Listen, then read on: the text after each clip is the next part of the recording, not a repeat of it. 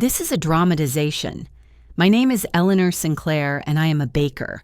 At my sister Candace's rehearsal dinner, held in a ridiculously opulent restaurant with gold leaf ceilings, she raised a crystal flute of champagne.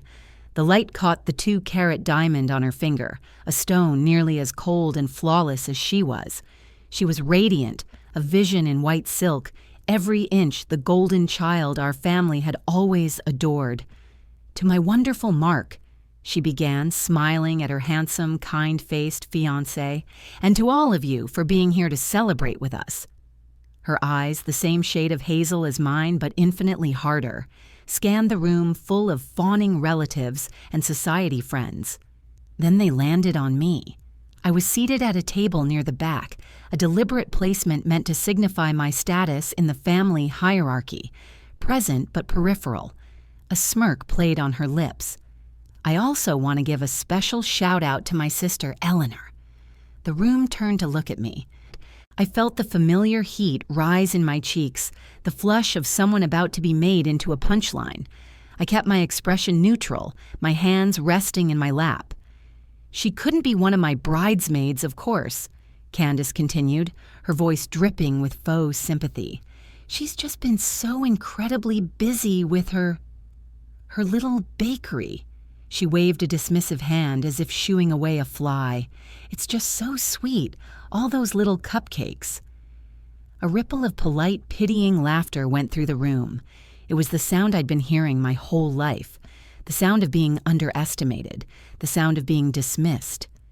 My mother, Lydia, seated at the head table, gave a tight, pained smile that was meant to look like maternal pride, but was actually pure embarrassment. Candace, the brilliant lawyer, marrying into the Preston family fortune. And me, Eleanor, the quaint little baker with her flower-dusted hobby. I met Candace's triumphant gaze across the room. I didn't flinch. I didn't look away. I simply raised my own glass of water in a silent toast. She, in her arrogance, took it as surrender. She couldn't see the cold, quiet resolve solidifying in my gut.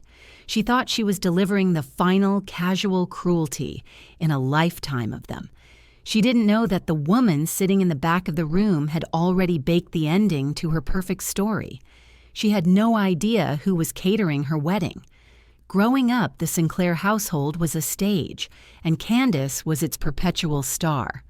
I was born 2 years after her, the quiet understudy who was never meant to take the spotlight. Candace was loud, precocious, and dazzlingly bright. She got straight A's, was captain of the debate team, and dated the quarterback. Our parents, particularly our mother, Lydia, saw her as a reflection of their own success.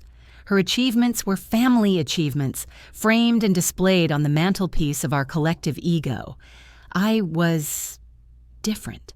Where Candace was verbal, I was visual. Where she debated, I drew. Where she networked, I read. My report cards were fine, but they weren't Candace's. My pursuits were artistic, which my mother deemed unfocused. I loved the quiet precision of things, the chemistry of baking, the architecture of a perfectly constructed pastry. It was a language I understood. To my family, it was a dialect of failure.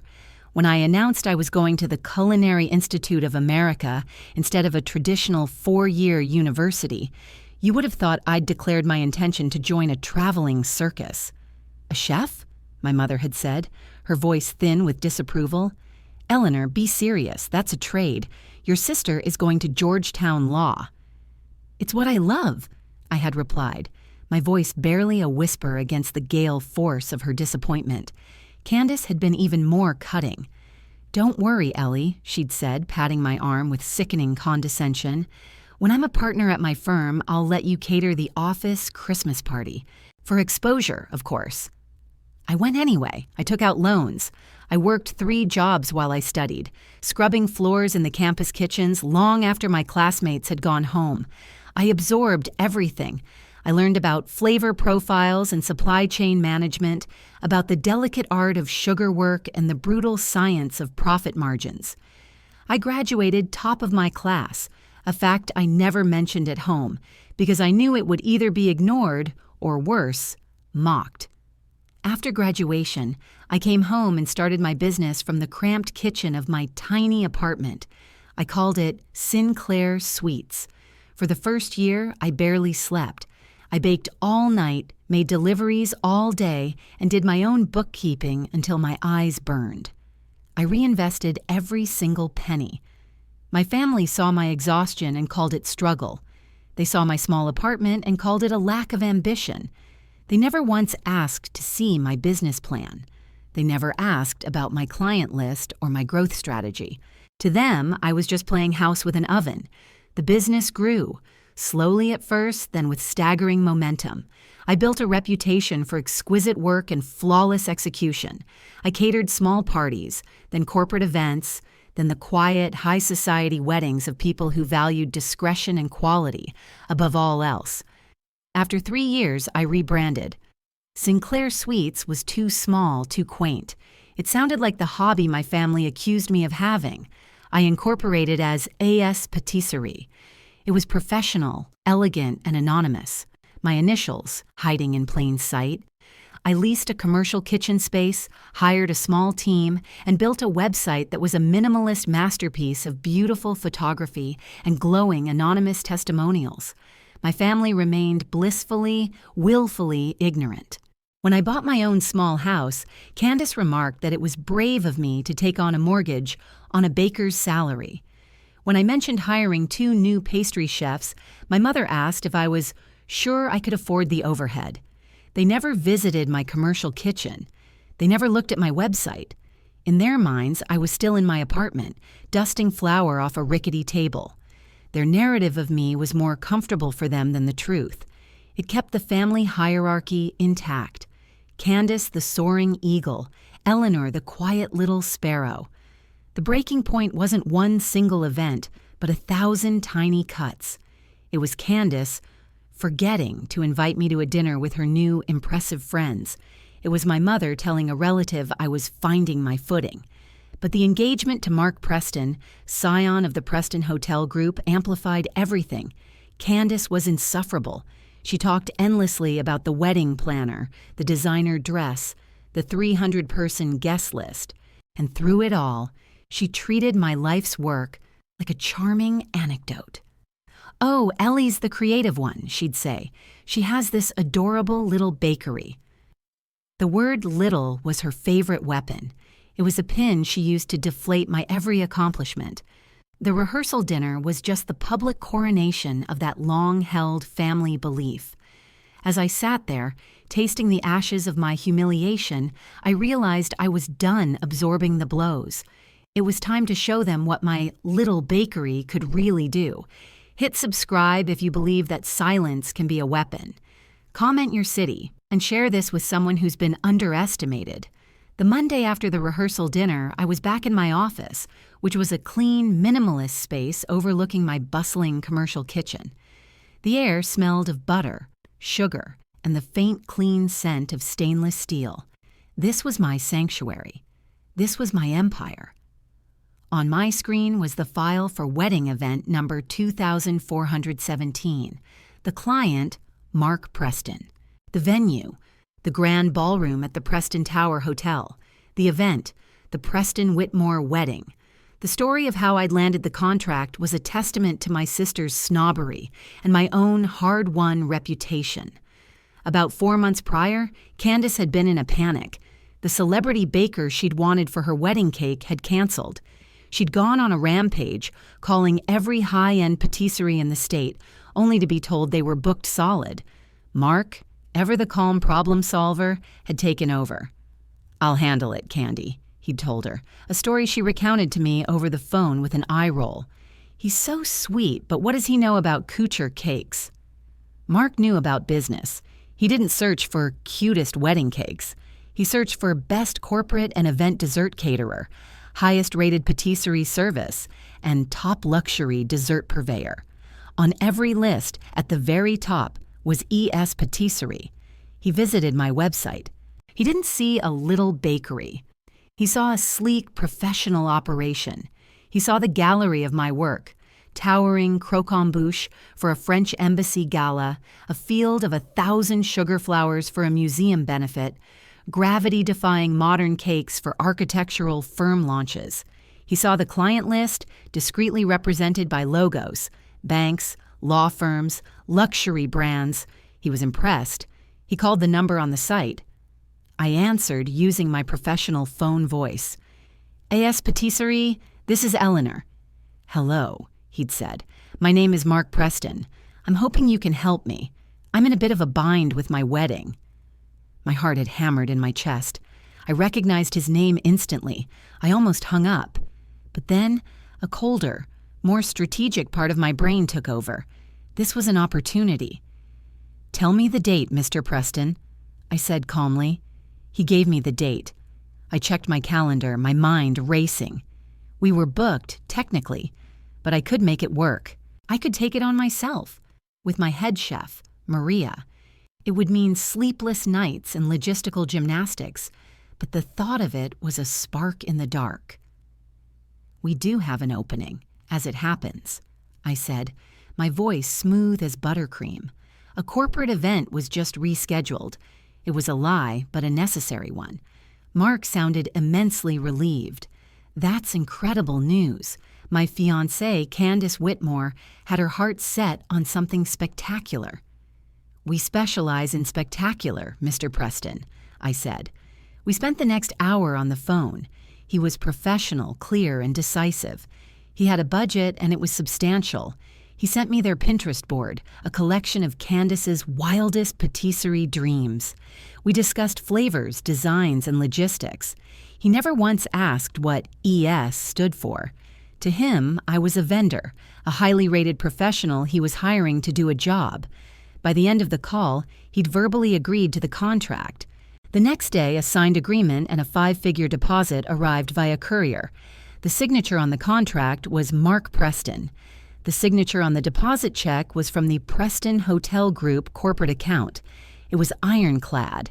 Now, sitting in my office after that humiliating dinner, I pulled up the final invoice.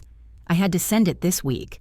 I typed in the details: a 7-tier cake with hand-pulled sugar ribbons and cascading blossoms, a dessert bar with 12 distinct miniature pastries, a macaron tower, and a late-night gelato station. The total was staggering, a price that would make my mother clutch her pearls. At the bottom of the invoice, under Payable to, the corporate name was listed, E.S. Patisserie, LLC. And beneath that, as required by our bank for wire transfers, was the sole proprietor's name. I hesitated for a fraction of a second, then typed it out. Eleanor Sinclair. I attached the PDF to an email addressed to Mark. The subject line was Final Invoice and Event Confirmation, Preston/Whitmore Wedding. I wrote a brief, polite message, and I hit send. The trap was now set. All I had to do was wait for him to see it, and then I had to bake the most magnificent cake of my life. If you're enjoying this story, hit that hype button right now. It's free, takes a second, and helps this video reach more people who need to see it. Now back to the story. The 2 weeks leading up to the wedding were a masterclass in compartmentalization.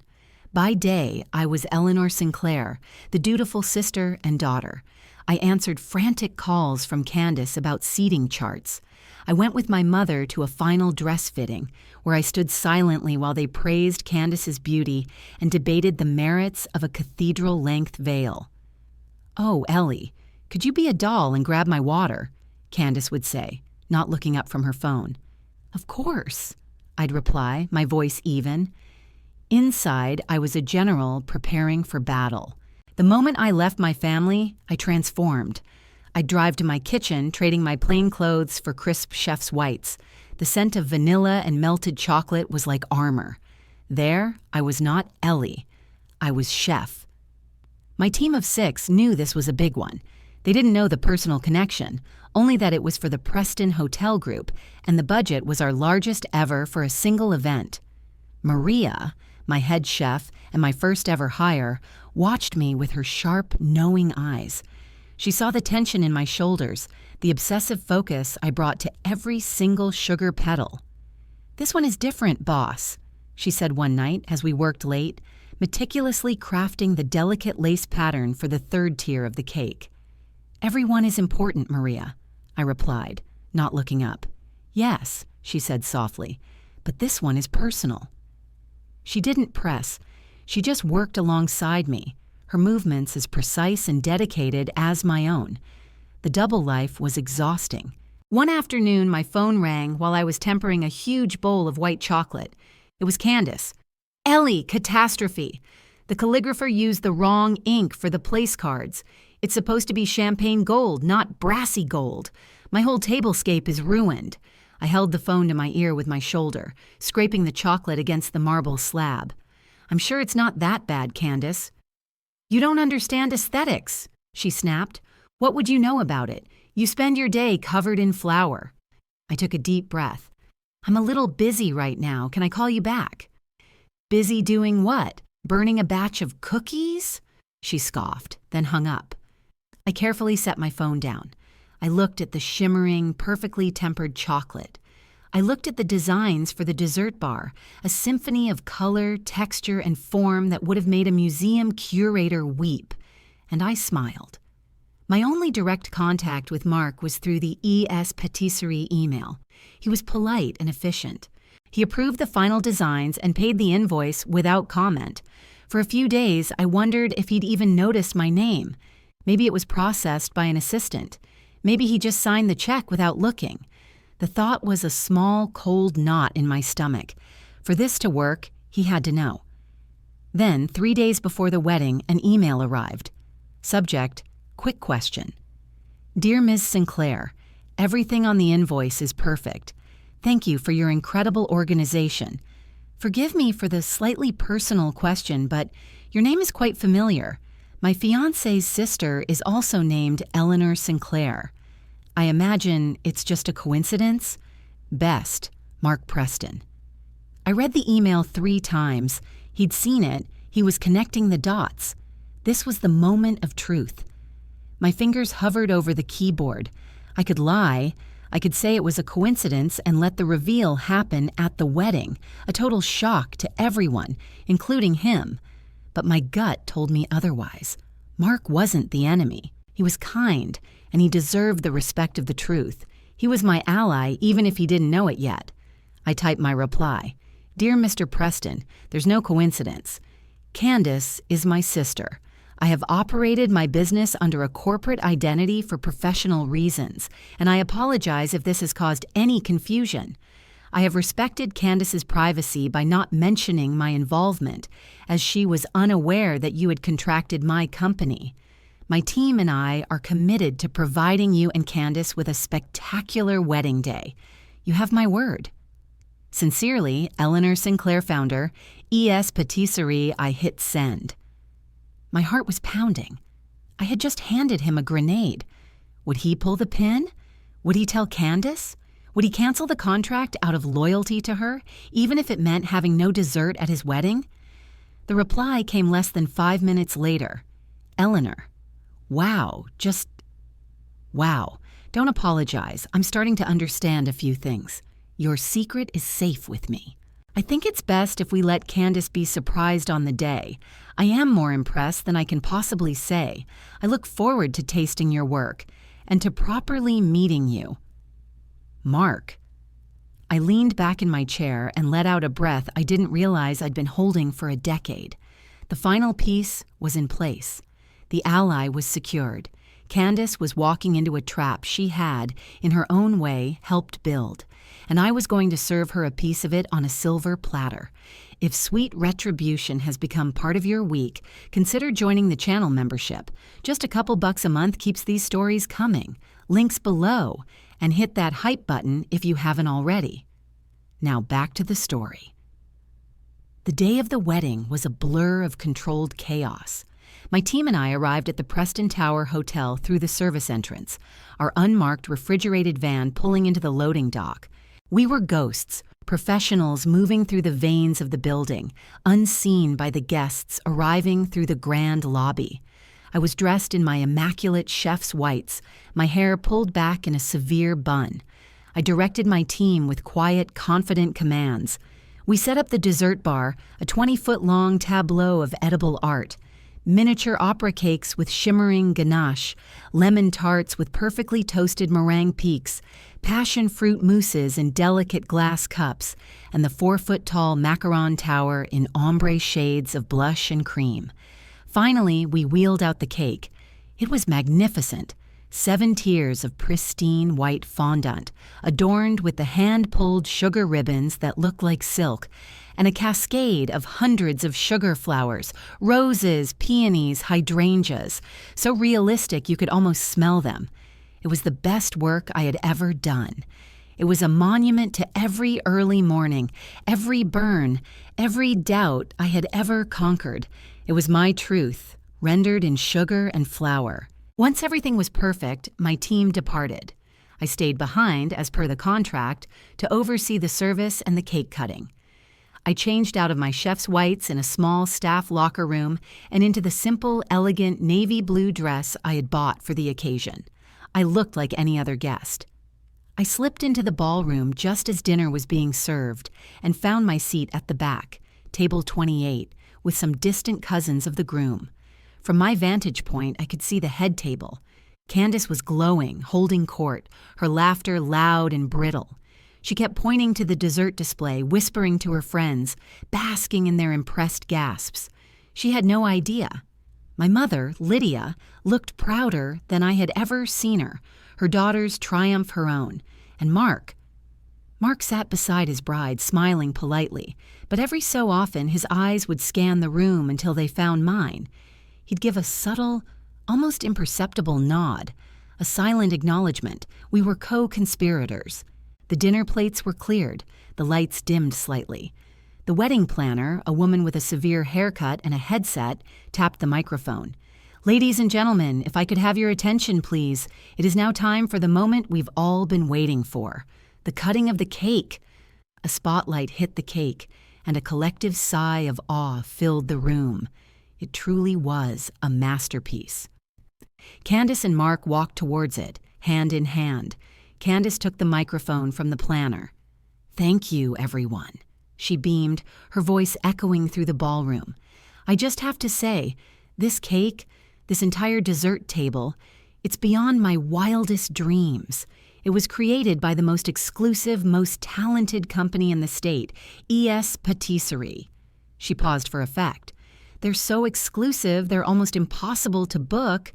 I was so lucky Mark managed to pull it off." She laughed, a self-congratulatory sound. Then she did exactly what I knew she would. Her eyes found me in the back of the room. A wicked, triumphant glint appeared in them. "You know," she said, her voice dripping with condescension, "I hope my sister Eleanor is taking notes. I'm sure her little bakery could learn a thing or two from this level of artistry." The familiar pitying chuckles rippled through her friends at the front tables. My mother smiled, that tight, pained smile. I felt the eyes of the people at my table on me, a mixture of sympathy and awkwardness. I didn't move. I just watched, my heart beating a slow, steady rhythm. This was it. Candace handed the microphone back to Mark, ready to pick up the ceremonial knife, but Mark didn't reach for the knife. He held the microphone. "Thank you, darling," he said, his voice calm and clear. He turned to face the crowd. "Candace is right. The work is breathtaking, and the artist behind it is truly remarkable. So remarkable, in fact, that I think she deserves to be thanked in person." A confused murmur went through the room. Candace looked at him, puzzled. "Mark, what are you doing? They're just the caterers." "Not just the caterers," Mark said, his eyes finding mine again. This time his gaze was unwavering. "Actually, the founder and head chef of ES Patisserie is here with us tonight." He paused, letting the suspense build. Candace's smile faltered. "Ladies and gentlemen," Mark announced, his voice ringing with a new, powerful authority, "I'd like you to meet the genius behind this incredible creation, the ES in ES Patisserie." He turned, extending a hand not toward the service entrance, but directly towards me, towards table 28. It stands for Eleanor Sinclair. Absolute silence. The air crackled. Every head in the room swiveled towards me. I saw hundreds of faces, stunned, confused. I saw my mother's jaw drop, her face instantly pale with shock, and I saw Candace. Her face went through a rapid, devastating series of emotions: confusion, disbelief, dawning horror, and finally pure, unadulterated humiliation. Her perfect smile dissolved as if washed away by acid. Slowly, I stood up. I walked the long path from the back of the room to the front, my heels clicking softly on the marble floor. The spotlight followed me. With every step, I felt a decade of shame and dismissal falling away. When I reached the cake, I stood beside Mark. He gave my hand a brief, supportive squeeze. I looked at my sister. Her face was a mask of ruin. The color had drained from her cheeks, and her eyes were wide with a kind of primal panic. She looked from me to the cake, to Mark, and back to me, the truth crashing down on her in 1,000 terrible waves. Mark wasn't finished. When I was searching for the best, her company was at the top of every list, he said, his voice filled with genuine admiration. I had no idea it was Eleanor until I saw the final invoice last week. This isn't a little bakery. It's a major culinary enterprise. She's catered for Fortune 500 companies, for embassies. She is one of the most respected entrepreneurs in her field. He gestured to the main screen, where moments before a slideshow of his and Candace's engagement photos had been playing. Now it showed the homepage of my website, photos of my commercial kitchen, my team at work, the awards my company had won. It was my life, my real life, displayed for everyone to see. I looked at Candace, my sister, the star. Her spotlight had just been stolen, and I was the one holding it. The immediate fallout was catastrophic and silent. Candace didn't scream or cry. She just stood there, frozen, as if the shock had turned her to stone. Mark, without another word, took the knife, placed his hand over mine, and we made the first ceremonial cut into the cake. It was a bizarre, intensely quiet moment. The applause that followed was scattered and uncertain. My mother, Lydia, rushed to the front, her face a mess of confusion and fury. She grabbed Candace's arm. "What is the meaning of this?" she hissed, her whisper carrying in the stunned silence. She wasn't looking at Candace. She was glaring at me, as if this was a trick I had played, not a truth I had revealed. Candace finally broke. She ripped her arm away from our mother and fled. She didn't run towards the exit. She ran towards the bridal suite, her white dress trailing behind her like a surrender flag. The party died instantly. Guests began to murmur, grabbing their coats and making quiet, awkward exits. They had come for a society wedding. They had stayed for a public execution. I remained by the cake, a strange sense of calm washing over me. Washing. It wasn't triumph. Not exactly. It was quiet. The vindication was there, but it was laced with a profound grief for the sister I never had, for the family that could have been. Mark came to my side. "Are you okay?" he asked, his voice gentle. "I think so," I said honestly. "Are you?" He let out a long, heavy sigh. This was the final proof of something I've been afraid to admit for a long time. He looked in the direction Candace had fled. Her cruelty. I always made excuses for it. I thought it was just stress. He looked at me, his eyes full of a sad, dawning respect. What she and your mother have done to you, it's unforgivable. Secondary antagonists rarely escape the blast radius. My mother, confronted with the undeniable public evidence of my success and her own willful ignorance, crumbled. Her social standing, so intrinsically tied to Candace's perfect ascent, was shattered. She tried to approach me, her face working, trying to formulate a sentence that could somehow salvage the situation. "Eleanor, we didn't know." "Yes, you did," I said, my voice not unkind but firm. "Or rather, you chose not to. There's a difference." I walked away, leaving her standing alone in the wreckage of her daughter's perfect day.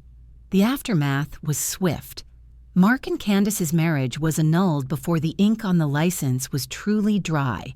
He told me later that the fight in the bridal suite wasn't about my success, but about her complete lack of remorse. Her only regret was being publicly humiliated. She never once apologized for how she had treated me. The story became a quiet legend in their social circles.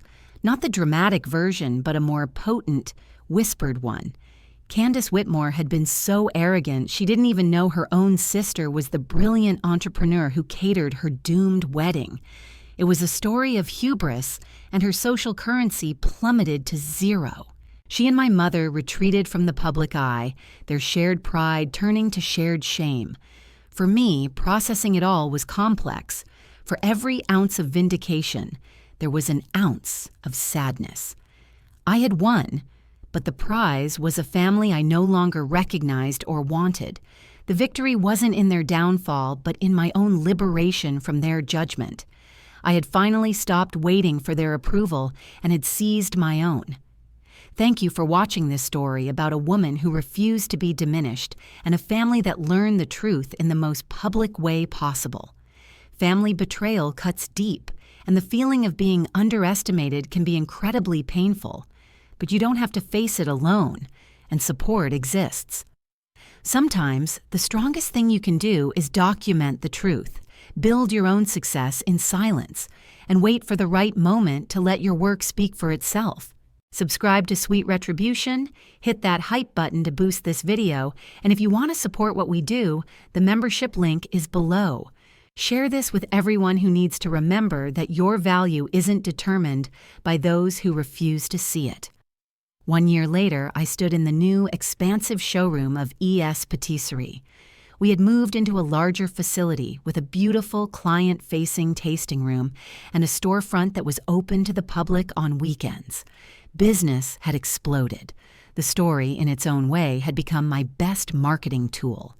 People were fascinated by the quiet baker who had outplayed her cruel sister, but they became clients because the work was undeniable. The wall behind the tasting bar was covered in framed articles from Forbes, Food and Wine, and the New York Times. My name, Eleanor Sinclair, was featured prominently in all of them. Mark became a good friend and one of my biggest clients. The Preston Hotel Group now exclusively used ES Patisserie for all their events, nationwide. He had found his own peace, free from the toxicity of his relationship with Candace. Sometimes we'd have dinner and he'd just shake his head and smile. "I still can't believe they never once came to see your kitchen," he'd say. "They didn't want to see it," I'd reply. "It didn't fit the story." I had minimal contact with my mother and sister. My mother sent a few stilted, guilt-ridden emails, which I answered politely but distantly. Candace never reached out at all. I heard through the grapevine that she'd left her law firm and moved to a different state, seeking anonymity. I felt no joy in her exile, only a quiet finality. Our relationship hadn't been broken at the wedding. It had simply been pronounced dead. The symbolic closure came in an unexpected way. For the launch of our new storefront, my marketing manager suggested we create a signature cupcake, a flavor that would be uniquely ours. "What should we call it?" she asked, holding up the perfect little vanilla bean cupcake with rosewater buttercream. I looked at it, and a slow smile spread across my face. I thought of my sister, her dismissive wave, her voice dripping with scorn. The words that were meant to be my cage had become my key. "Call it The Little Bakery," I said. It became our best seller. He once said I would never be more than my little bakery. She was right. I was my little bakery, and my little bakery had become an empire.